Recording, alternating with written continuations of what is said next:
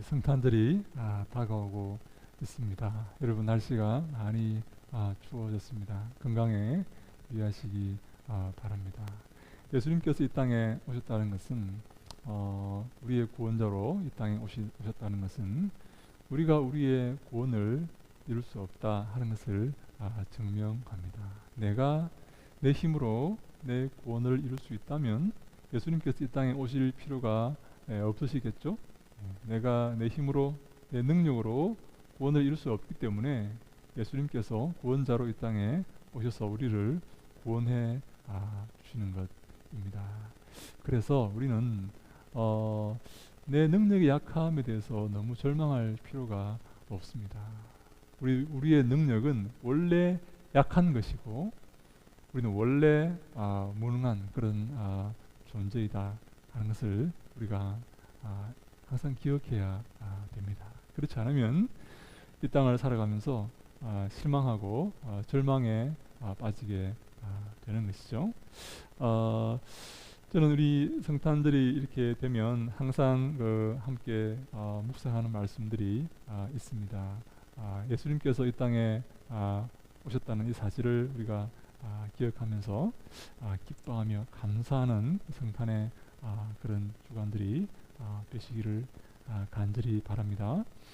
네, 예수님께서 태어나셨을 때 당시에 이스라엘 땅은 이 로마의 통치 아래에 있었습니다. 우리나라도 일제 식민지였지 않습니까? 일제 통치를 받았지 않습니까? 네, 지금 네, 많은 분들이 아직까지 그것들을 기억하고 있는 분들이 계시는데요. 저희 아버님은 일본어를 굉장히 잘 하셨어요. 네, 우리 사실 그때 사셨던 분들 가운데 다 일제의 통치를 받았기 때문에 일본어를 이렇게 의무적으로 했던 그런 분들 아닙니까?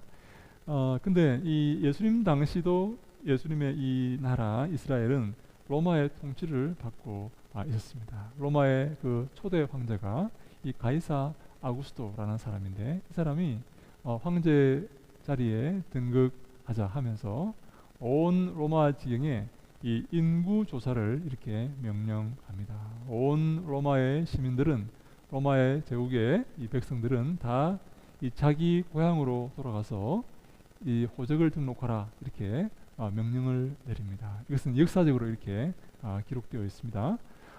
이 가이사 아구스토가 이 명령을 이렇게 내리자 모든 그 백성들은 자기 고향으로 돌아가서 이렇게 호적을 신고하는데 이 예수님의 부모인 육신의 부모인 이 요셉과 마리아도 고향으로 돌아가게 됩니다. 여러분 요셉의 고향이 어디입니까? 네, 베들레헴입니다. 베들레헴으로 이렇게 가서 그 호적을 등록하는데 요셉과 마리아가 당시에 이렇게 신혼 아니었습니까? 정혼한 지 얼마 안 됐지 않습니까? 근데 마리아가 이렇게 임신을 하고 이렇게 했습니다. 여러분 마리아의 이 임신은 성령으로 잉태된 그런 임신이지 않습니까? 그래서 이 마리아와 요셉이 그 고향인 베들레헴으로 이렇게 내려갔는데 고향으로 돌아와서 이렇게 호적을 이렇게 하려는 사람들이 너무 많이 있어서 베들레헴 지방에 이 여관에 방이 없는 겁니다. 사람들이 너무 많이 몰려와서 호적을 하려고. 그래서 요셉과 마리아가 어디에 묵는가 하면 이 마구간에 이렇게 묵게 됩니다. 이 마구간이 맞느냐, 요셉과 마리아가 묵은 곳이 이 마구간이냐라고 이렇게 아니다라고 이렇게 생각하는 사람도 있지만 우리는 구유라는 단어가 나오기 때문에 이 구유가 마을 구유일 것이다 이렇게 추측을 합니다. 그래서 요셉과 마리아가 마구간에 이렇게 묵었을 것이다 이렇게 추측을 이렇게 하는데 저는 그 추측이 맞다고 생각합니다. 예. 그래서 요셉과 마리아가 마구간에 이렇게 묵게 되었는데 물론 요즘처럼 이 팔레스타인 땅이 춥지는 않습니다. 이렇게 막 너무 많이 이렇게 추워가지고 밖에 다니지도 못하고 마구간에서 살 수 없을 정도로 그렇게 춥지는 않지만 그래도 따뜻한 여관이 아니라 이 밖에 이 말들이 그렇게 있는 곳에 이렇게 또 지저분한 그런 곳에 또 이렇게 주위가 산만하고 이렇게 사람들이 왔다 갔다 하고 동물들이 이렇게 움직이는 그런 곳에 이렇게 자게 되었다는, 이 기거를 하게 되었다는 이것은 사실 어떻게 보면 굉장히 좀 이렇게 누추한 그런 상황이다, 이렇게 볼 수가 있는 것이죠. 여러분, 하나님의 아들 예수님께서 그 마국간에 태어나시게 되는 것입니다. 보니까 우리 7절에 보니까 첫 아들을 낳아 강보로 싸서 이렇게 말합니다. 여러분, 강보가 무엇입니까? 강보는 아주 거친 보자기를 이렇게 말합니다. 하나님 아들 예수님이 탄생하여서 이렇게 안락한 곳에 이렇게 계시는 게 아니라 강보에 쌓여져서 구유에 누워져 있는 것입니다. 마을 구유에, 그렇게 더럽고 냄새나는 그 마을 구유에 하나님의 아들을 예수님께서 오신 것이죠. 이 만왕의 왕이시고 만주의 주이신 이 천지를 창조하신 이 하나님의 아들 예수님께서 가장 누추하고 가장 이렇게 겸손한 그런 곳에 임하셨다는 이 사실이 우리에게 많은 것을 시사합니다. 하나님은 저 권세 있고 지위가 높고 교만한 자들에게 오신 것이 아니라 낮고 천하고 겸손한 자들에게 오셨다 하는 것입니다. 저는 그래서 우리 모두가 항상 이 겸손한 마음으로 낮고 천한 자리에 가기를 기뻐하고, 또 내가 낮고 천한 자리에 있다고 해서 절망하지 않고 실망하지 않고 걱정하지 않고 항상 주님의 오심을 기억하며, 왜냐하면 주님께서 낮고 천한 자리에 오셨기 때문에 주님께서 낮고 천한 내게도 함께 하시고 나를 사랑하시고 나를 기뻐하신다는 사실을 우리가 기억하며 살아야 되는 것입니다. 혹시 우리 가운데 낮고 천한 자리에 있다고 생각하시는 분이 계십니까? 주님께서 낮고 천한 자리에 오셨습니다. 주님은 저 높고 교만한 사람들을 찾아가지 아니하시고 저들을 좋아하지 아니하시고 낮고 천한 겸손한 우리 같은 사람에게 오셔서 우리와 함께 하시기를 원하신 것입니다. 그래서 여러분, 예수님의 이름이 뭔가 하면 이사야 7장 14절에 예수님의 이름이 임마누엘입니다. 임마누엘, 하나님이 우리와 함께 하신다라는 그 임마누엘이 바로 예수님의 또 다른 이름입니다.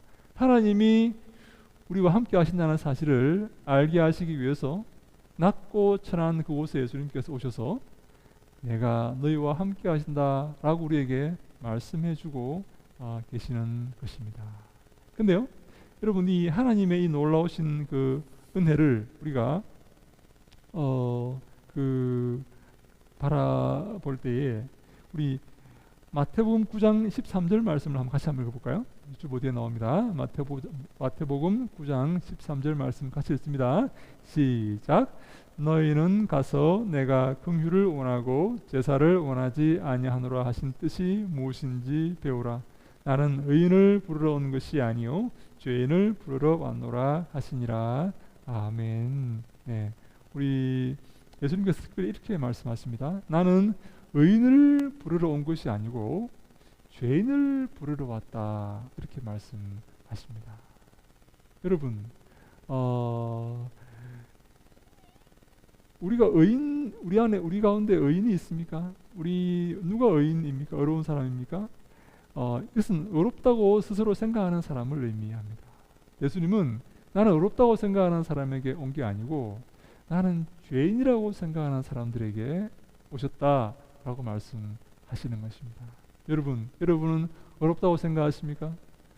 여러분 흠이 없고, 여러분 다른 사람에게 내세울 것이 많고 그런 그 존재이십니까? 아니면 나는 죄인이요, 나는 겸손한 사람이요, 나는 미천한 사람이라고 고백하는 그런 분입니까? 예수님은 죄인을 부르러 왔다라고 말씀하십니다. 하나님, 저는 할 수 없습니다.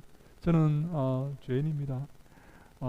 주님, 저를 도와주세요. 이렇게 겸손한 자리에 서 있는 그 사람을 부르기 위해서 예수님께서 오셨다 하는 것입니다. 저는 이 말씀을 준비하면서 솔직히 좀 회개를 했습니다. 왜냐하면 제가 이렇게 저희 친구들 가운데서도 좀 이렇게 제대로 신앙생활하지 못하는 그런 친구들에게 막 이렇게 막 전화를 해가지고 제가 막 이렇게 막 뭐라 하고 막 이렇게 한 적도 제가 있습니다. 왜 똑바로 못하냐고, 예? 그밖에 못하냐고. 응? 제가 지금 이렇게 말씀을 준비하면서 제 마음에 좀 회개가 되는 거예요. 내가 저들에게 좀 더 사랑과 용서를 이렇게 베풀어 주었어야 되는데, 내가 너무 주님은 죄인을 부르기 위해서 이 땅에 오셨는데, 주님은 저 가난한 사람을 위해서 이 땅에 오셨고, 주님은 겸손한 사람을 위해서 오셨는데 왜 나는 이렇게 그렇게 하지 못했을까 하는 그런 마음으로 자책을 많이 했습니다. 너희는 가서 내가 긍휼을 원하고 제사를 원하지 아니한다, 이렇게 말씀을 하시는 겁니다. 하나님은 우리에게 긍휼을 베풀기를 원하시고 예배를 받으시고 헌금을 받으시고 무엇을 받으시는 게 아니라 우리가 긍휼을 베푸는 그런 사람이 되기를 원한다라고 말씀을 하시는 것입니다. 사랑하는 여러분, 우리가 긍휼을 베풀어야 되겠습니다. 하나님은 죄인을 부르러 오셨습니다. 당신의 아들 예수님을 이 땅에 보내신 것은 겸손한 자들에게 구원을 베풀기 위해서, 스스로 가슴을 치고 통에 자복하는 사람들에게, 죄인들에게 은혜를 베풀기 위해서 예수님께서 이 땅에 오신 것입니다. 여러분, 이 예수님의 그 탄생의 이야기를 이렇게 기록하고 있는 우리 성경이 이렇게 많이 있는데, 그 중에 이 마태복음과 이 누가복음이 있습니다. 여러분, 누가복음은 특별히 예수님의 탄생의 첫 번째 증인이 바로 이 들에서 양을 치는 목자이다라고 이렇게 말하고 있습니다. 여러분, 우리 누가복음 2장 8절에 보니까 그 지역의 목자들이 밤에 밖에서 자기 양떼를 지키더니 이렇게 말합니다. 예수님의 탄생 그 베들레헴 지경에 목동들이 밤에 밖에서 양떼를 지키고 있었다, 이렇게 말합니다. 여러분, 밤에 목동들이 양떼를 지키는 것은 이 목동들의 이 처지가 굉장히 이렇게 불쌍하고 이 극심한 어떤 이 어려운 일들을 하고 있었다, 그렇게 우리가 묘사를 할 수 있습니다. 왜냐하면 낮에는 양떼를 먹이고 양떼를 돌보다가 밤에 짐승들이 그 양떼를 이렇게 공격할까봐 잠도 자지 않고 양떼를 지키고 있었다, 그런 말이 되는 것이죠.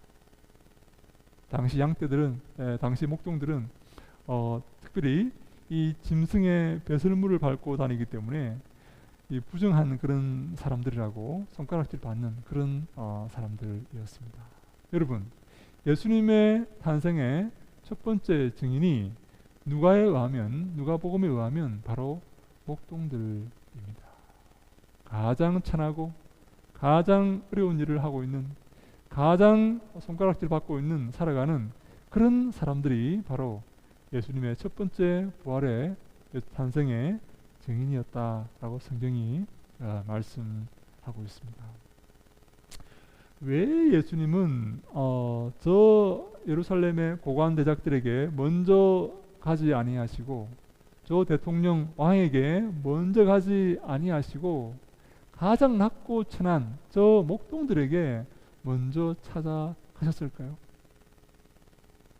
왜 예수님은 가장 낮은 곳에 먼저 오신 걸까요? 저 예루살렘에 저 큰 권력 있는 자들에 가시면 복음을 더 효과적으로 이렇게 많이 전할 수 있지 않겠습니까? 왜 낮고 천한 곳에 오셨겠습니까? 저는 이렇게 생각합니다. 낮고 천한 곳에 있는 사람들이 예수님을 더 잘 받아들일 수 있다라고 생각을 합니다. 왜? 그들은요, 하나님 없이는 살 수 없고 도움이 없이는 살 수 없는 그런 존재들이기 때문입니다. 저 높고 위대한 곳에 살고 있는 저 권세에 있는 사람들은 예수님의 도움 없이도 살 수 있는 그런 사람일지 모릅니다. 예수님의 도움이 필요 없는 사람일지 모릅니다. 여러분, 예수님의 도움이 필요하십니까? 예수님께서 여러분들을 도우셔야 됩니까? 어떤 사람들은 예수님 도움이 필요 없는 사람이 있어요. 자기 힘으로 살아가는 사람이 있습니다. 근데요, 우리는 예수님을 구하고 예수님을 바라고 예수님을 기대하고 소망하는 그런 마음으로 살아가야 됩니다.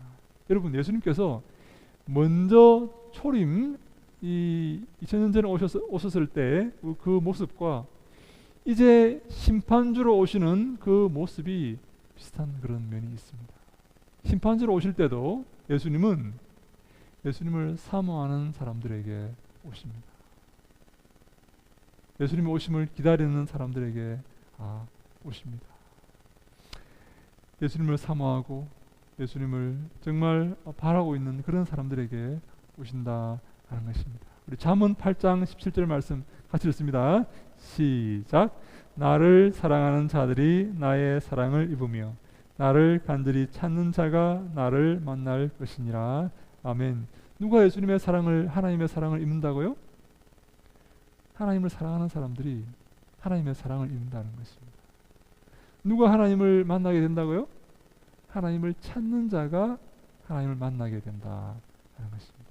여러분, 여기서 놀라운 말씀이 있습니다. 이 잠언의 솔로몬은요, 잠언을 기록한 솔로몬은 위대한 왕입니다. 모든 부유함과 권세를 다 지니고 누렸던 그런 왕입니다. 부귀영화를 누렸던 그런 사람 아닙니까? 이 솔로몬이 우리에게 말합니다. 우리의 삶의 관건은 하나님의 사랑을 입는 것이다 라고 말하고 있습니다. 우리의 삶의 관건은 돈을 많이 버는 것이 아니라, 큰 나라를 통치하는 것이 아니라, 명예를 갖는 것이 아니라, 내 삶의 관건은 하나님의 사랑을 입느냐 그렇지 못하느냐 하는 것이다 라고 말하고 있는 것입니다. 여러분, 솔로몬이 이렇게 말합니다. 하나님을 사랑하는 자들이 하나님의 사랑을 입게 될 것이다 라고 말합니다. 사랑하는 여러분, 하나님을 사랑하십니까? 이 땅의 것들보다, 이 땅의 어떤 존재보다 하나님을 사랑하십니까? 그 사람이 하나님의 사랑을 입을 것입니다. 또 솔로몬은 이렇게 말합니다. 가장 중요한 것은 하나님을 만나는 것이다 라고 말합니다. 가장 중요한 것은 건강도 아니요, 자녀도 아니요, 내가 성공하는 것도 아니고, 가장 중요한 것은 바로 하나님을 만나는 것이다 라고 솔로몬이 말하는 것입니다. 누가 하나님 만날 수 있습니까? 누가 하나님 만나게 됩니까? 하나님을 찾는 자가 하나님을 만난다 라고 말하고 있는 것입니다. 사랑하는 여러분, 하나님 찾으십니까?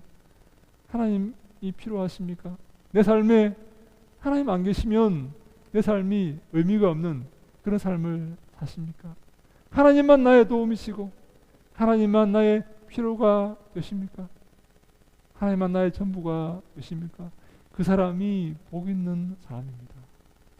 그 사람이 하나님의 사랑을 입는 사람이고 그 사람이 행복한 사람이라고 솔로몬이 말하고 있습니다. 바로 들에서 양을 치던 이 목동들이 그런 사람들이었습니다. 하나님을 기다리고 그 비천한 삶 가운데, 어려운 삶 가운데, 손가락질 받는 그 삶 가운데, 손가락질을 받으면서도 그 일을 할 수밖에 없는 그런 어려운 삶 가운데 살아가면서 하나님을 기다리고 하나님을 기억하며 기도했던 그 목동들이, 바로 그 목동들에게 하나님은 찾아오셔서 예수님의 탄생을 알리신 것입니다. 저는요, 우리 교회가 이렇게 하나님을 바라는 교회가 되기를 원합니다. 하나님을 찾고 하나님이 기다리고 하나님을 사모하는 교회가 되어야 됩니다. 예수님께서 마지막에 오실 때에 우리를 먼저 찾으시면 좋겠습니다. 내 사랑하는 딸아, 내가 왔다. 내 사랑하는 아들아, 나를 기다렸지? 내가 이제 왔다. 내가 너를 위해서 이제 내가 왔다. 이렇게 하시면서 오시면 얼마나 좋겠습니까? 바로 들에서 양을 치던 그 목동들에게 예수님은 찾아오셔서 가장 그 목동들이 먼저 예수님의 탄생을 축하하도록 그렇게 하신 것입니다.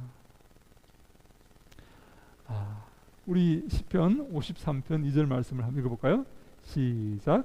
하나님이 하늘에서 인생을 굽어 살피사 지각이 있는 자와 하나님을 찾는 자가 있는가 보려 하신즉. 아멘. 하나님께서 하늘에서 인생을 굽어 살피고 계신다라고 이렇게 말합니다. 하나님을 살펴보시는 것이죠. 하나님께서 뭘 살펴보실까요? 누가 지각이 있는가 하는 것을 살펴보고 계십니다. 누가 돈이 많은가, 누가 권세를 가졌는가 그걸 보시는 게 아니라, 누가 큰 사업체를 가졌는가 그걸 보시는 게 아니라 누가 지각이 있는가 하는 것을 보시는데요. 이 지각이 어떤 지각인가 하면 하나님을 찾는 자가 있는가 하는 것을 보신다라고 말하는 것입니다. 하나님께서 이렇게 인생을, 이 땅을 굽어 살피시면서 누가 하나님을 찾고 있는가 하는 것을 보신다는 것입니다. 누가 하나님께 기도하며 하나님께 도움을 구하고 있는가, 하나님을 소망하고 있는가 하는 것을 하나님께서 굽어 살피고 계신다 하는 것이죠. 우리가 어떤 삶을 살아야 합니까? 하나님을 사랑하고 하나님께 인정받는 삶을 살아야 하고 하나님의 사랑을 받는 삶을 살아야 합니다. 네, 하나님이 천지를 창조하신 창조주이시고 우리의 생사화복을 주관하시는 분이시기 때문입니다. 하나님 우리의 삶의 관건을 쥐고 계시는 분이시기 때문에 하나님을 찾아야 된다는 것이죠. 하나님의 사랑을 받아야 된다 하는 것입니다. 하나님 인정하시는 사람이 되어야 된다 하는 것입니다. 우리는 많은 순간 이 사람의 인정을 이렇게 받기 위해서 이렇게 애쓰지 않습니까? 저는 성경의 인물 가운데 이 구약의 이 사울 왕을 참 자주 생각을 하면서 이렇게 살아갑니다. 여러분, 사울 왕은요 키가 굉장히 큰 그런 사람이었습니다. 여러분 저랑 닮았지 않습니까? 얼굴이 얼마나 잘생겼는지 모릅니다. 저는 저랑 닮았다고 생각하지만 여러분들은 그 동의하지 않겠지만 저는 저랑 닮았다고 생각하는데 네. 근데요 이 사울의 문제가 뭔가 하면 이 사울 왕의 문제가 뭔가 하면 다른 사람을 의식하는 것입니다. 하나님을 바라보고 하나님 의지하며 하나님의 뒤만 따라야 되는데 사람을 생각하면서 이렇게 살아가는 그런 사람이었습니다. 이 사울과 반대되는 사람이 있는데 바로 다윗은요 사람들이 보나 안 보나 그것은 중요하지 않습니다. 하나님만 섬기며 하나님만 사모했던 그런 사람이었습니다. 저는 항상 기억합니다. 하나님 제가 사울처럼 되지 않도록 해주십시오. 하나님만 섬기고 사람이 어떻게 보든 보지 않든 그 따지지 않고 하나님만 바라보고 하나님만 의지하며 이렇게 살아가겠습니다. 이게 항상 제가 기도하고 있습니다. 왜냐하면 하나님이 천지를 창조하시고 하나님이 이 땅을 다스리시고 하나님께서 우리를 심판하실 것이기 때문입니다. 로마서 11장 36절 말씀을 함께 읽습니다. 시작. 이는 만물이 주에게서 나오고 주로 말미암고 주에게로 돌아갑니다. 그에게 영광이 세세에 있을지어다. 아멘. 모든 만물이 누구에게서 나왔다고요? 하나님께서로부터 나왔다는 것입니다. 모든 만물이 누구로 창조되었다고요? 하나님으로부터 말미암았다라고 기인한다라고 말씀합니다. 이 모든 부귀와 영화가 이 모든 땅과 온 우주가 하나님의 피조물이요 하나님의 작품이다 라고 말씀하시는 것입니다. 그리고 마지막으로 이 모든 만물이 누구에게로 돌아간다고요? 주에게로 돌아갑니다. 하나님이 이 모든 만물을 심판하실 것입니다. 이 땅을 심판하시고 모든 사람들을 심판하시고 모든 행위와 모든 말들을 하나님께서 심판하실 것입니다. 그래서 우리가 주님이 기뻐하시는 사람이 되어야 된다 하는 것입니다. 주님이 원하시는 사람, 주님을 사모하고 주님을 사랑하는 사람들이 되어야 된다라고 말씀을 드리는 것입니다. 누구처럼요? 들에서 양을 치던 목동처럼 가장 어려운 곳에서 가장 낮은 곳에서 주님을 사모하는 주님을 의지하며 주님을 바라고 살아가는 그 목동들처럼 우리도 하나님을 사모하며 살아가야 된다 하는 것입니다. 이것이 바로 말구 위에 가장 낮은 곳에 가장 낮은 사람들에게 오신 그 예수님을 섬기는 그런 방식이고 그런 방법이 되는 것입니다. 우리 골로새서 1장 우리 16절 말씀을 한번 드리겠습니다. 시작. 만물이 그에게서 창조되되 하늘과 땅에서 보이는 것들과 보이지 않는 것들과 혹은 왕권들이나 주권들이나 통치자들이나 권세들이나 만물이 다 그로 말미암고 그를 위하여 창조되었고. 네, 만물이 눈에 보이는 것과 눈에 보이지 않는 것들도 다 하나님이 창조하셨다라고 말씀합니다.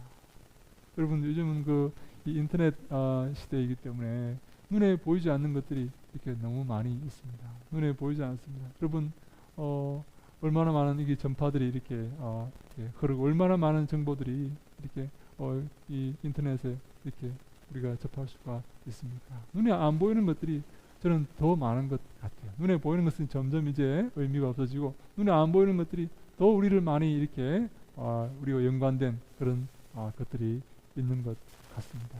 이 모든 것들을 누가 창조하셨다고요? 하나님이 창조하셨습니다. 이 모든 것들을, 그리고 왕권들과 주권들과 통치자들과 권세들과 만물이 다 그로 말미암았다. 하나님이 그들을 창조하고 그들을 부르고 그들을 통치한다 하는 것입니다. 다 하나님이 그들이 다 하나님을 위해서 창조되었다라고 성경이 기록하고 있습니다. 우리가 이 하나님께 영광 돌리며 찬송하는 삶을 살아야 하는 것입니다. 저는 우리가 우리 교회가 하나님을 잘 찬송하는 것 같아서 참 이렇게 마음이 기쁩니다. 하나님께 영광 돌리며 하나님을 기뻐하는 그런 교회가 되어야 됩니다. 그래서 저는 우리가 좀 더 하나님을 이렇게 찬송하며 살기를 원합니다. 우리가 하나님을 기뻐하며 이렇게 살기를 원합니다. 우리가 하나님을 더 섬기며 더 사랑하며 살기를 원합니다. 저는요, 우리 교회가 큰 교회, 부유한 교회가 될 수 없을진 모르겠지만 하나님을 더욱더 사랑하는 교회가 될 수 있다고 생각합니다. 우리가 정말요, 주님께 많은 것을 드릴 수는 없지만 주님이 가장 기뻐하시는 교회는 될 수 있다고 생각합니다. 주님이 가장 보고 싶어하는 교회, 주님이 가장 먼저 찾아오시는 교회, 주님이 저 하늘에서 가장 마음에 두고 있는 교회, 이 땅에 많은 교회들이 있지만 주님이 가장 마음에 두시는 교회, 주님이 가장 기뻐하시는 교회는 될 수 있다고 생각합니다. 그게 지금 여러분 중요한 것 아닙니까? 우리가 무슨 주님께 무엇을 드리겠습니까? 말씀으로 천지를 창조하신 하나님께 무엇을 드리겠습니까? 주님이 기뻐하시는 삶, 주님이 기뻐하시는 믿음, 주님께 영광 돌리는 그런 신앙생활을 통해서 하나님을 기쁘시게 해드릴 수 있다고 생각합니다. 우리가 어려운 가운데서 또 멀리서 이렇게 우리가 나오신 우리 성도님들, 주님의 사랑으로 더욱더 주님이 기뻐하시는 삶을 하셔서 주님께 영광 돌리고 주님께 큰 칭찬받는 우리 모두가 다 될 수 있기를 주님 이름으로 간절히 축원합니다. 아멘. 기도하겠습니다.